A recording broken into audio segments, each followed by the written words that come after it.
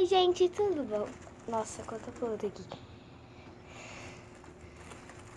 Assim, tá melhor. Hoje eu vou fazer slime. Sim, eu vou fazer slime. Minha lubrificada tá acabando, mas a cola aqui, escolhi a cola de EVA, então ativar rápido. Eu comprei hoje ela, tá cheiazinha. Aqui. Também comprei esse glitter, muito lindo, branco. Então, aqui tá com potinho. Então, bora começar. Eu nunca testei essa cola. Quem vai te levar pro almoço? Quê? Quem vai te levar pro almoço? Eu vou ligar pra minha mãe.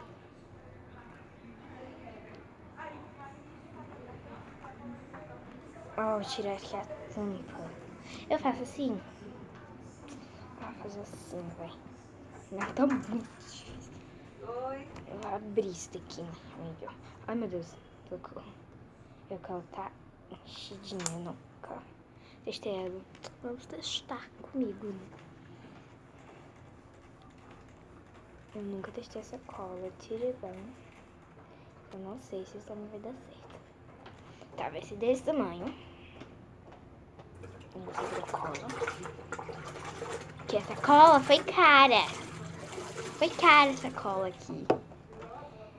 Dei sorte que sobrou 85 centavos. Eu comprei o glitter. Que 80 tá caiu um pouquinho. Deixa eu pegar minha colherzinha. Que eu trouxe também. Que eu já sou prevenida. Oxi. Tem outras coisas aqui, meninas. Aqui. Opa, deixa eu... Esse glitter é muito lindo. Eu nunca comprei esse glitter. Mas olha como ele é lindo. Eu já fiz com cola de EVA, mas não foi dessa marca. De outra. E fica muito dura pra mim quando eu uso água pra ativar. Aqui minha espatulinha. Vamos...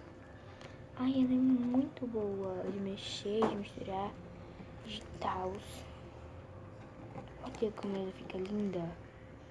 Tá muito linda. E ela vai ficar clear, como a cola clear.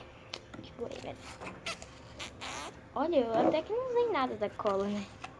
Vou tirar aqui. Agora vamos ativar.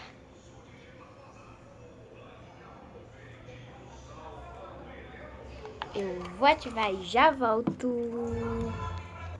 Gente, eu já fiz a slime e ela ficou muito boa.